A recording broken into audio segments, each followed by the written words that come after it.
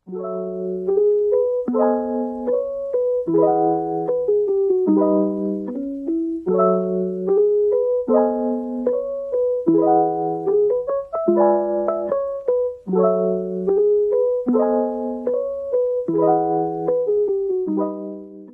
hi guys, for today's video is ituturo ko kung paano i-download si KineMaster sa mga Android phone. Punta tayo sa Google and then isa-search natin si AC Market. Yan po. And then, after nun, scroll down muna po tayo. Scroll down. And then, i-choose po natin itong pangatlo. Yan. Wait lang po natin. And then, download now. Download now. Click download now again. Yan. Da-download na po siya. Tingnan natin status. Yan. Yun na po. Yan ang nasa taas. Yan. Nagda-download na po siya. 34.17 MB. Tayin lang po natin. A few minutes later. Ayan na nga guys. Malapit na. Yan na. Na-download na. Click lang natin yung install.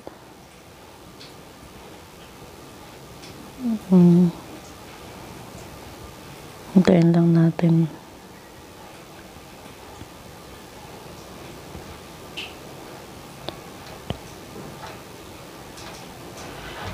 Yan na po, open.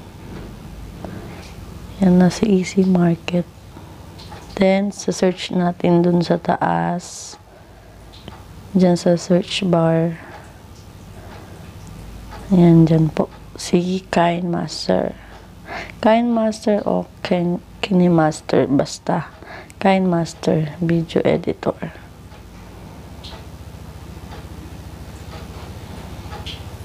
Yan po.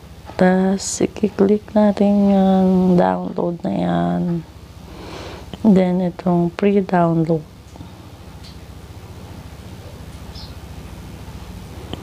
Diba, ang daming download.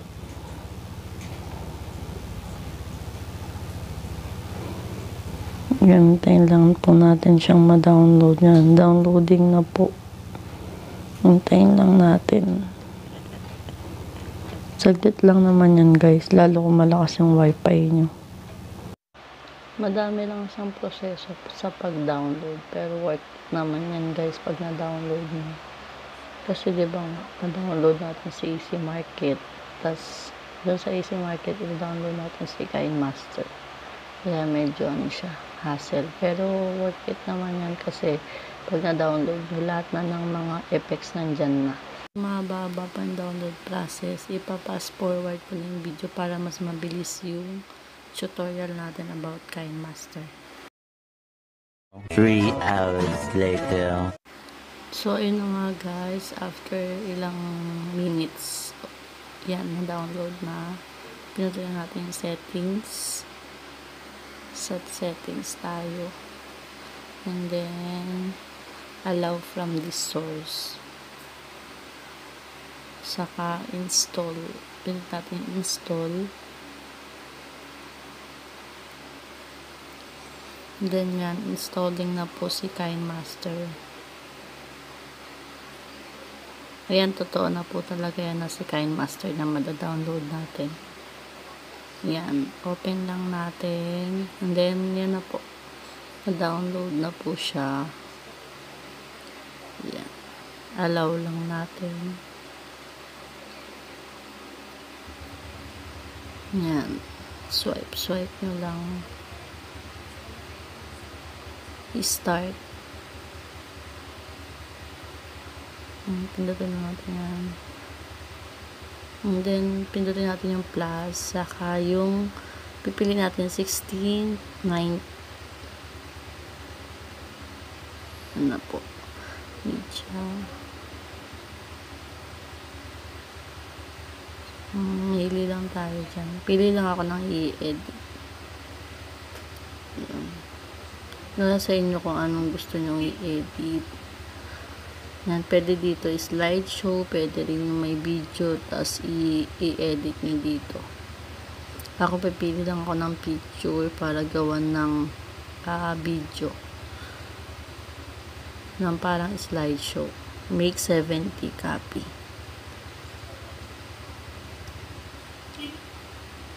Yan. Madali lang dyan. Madali lang dito. Saka madaming effects dito. Naka-pro na rin kasi siya.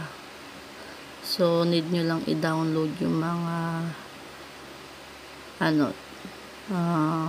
effects. Yan. Nasa inyo kung ano effects ilalagay nyo yan. Marami dyan. Yan, layer. Mili kayo dyan. Gusto nyo yung may mga sticker, overlay. Yan, classic sticker. Yan. Pag gusto nyo pa more, yan. Diyan po kayo magda-download ng mga iba pa. Madami dyan. Mamimili lang kayo. Need nyo lang talagang i-download. Lahat naman na yan is free to use kasi naka-pro nga siya. And then, wala pa siyang watermark.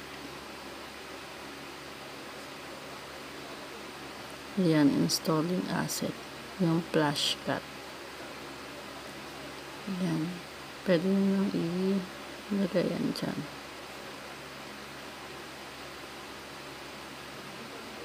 Napakadaling gamitin lang na ito ni KineMaster. Yan, marami na siyang effects. Yan guys, kung gusto nyo i-blur yung picture, yung background ng picture, yan, pwede sa basic effect. Yan, blur na yung background ng picture. Text naman nandyan, mamimili lang kayo. Napakadali lang talagang gamitin na ito ni KineMaster. Lahat ng vlog ko, ito yung ginagamit ko. So, yan. Pwede yung picture, kung hindi blur, pwede yung i-blur. Yan, ganyan siya. Yan yung mga effects. Marami dyan, marami kayong pagpipilian. Saka sobrang dali lang talaga mag-edit dito kahit sa cellphone lang makapag-edit ka ng mga vlog or anything na presentation. Napaka ganda ng application na to. Ang kinagandaan, wala siyang watermark. Ayun na nga guys, dito na matatapos yung tutorial ko. I hope nakatulong ako sa mga small YouTuber na tulad ko nagsisimula. So, makakatulong sa atin to guys, si KineMaster. Don't forget to like and subscribe guys. Thank you!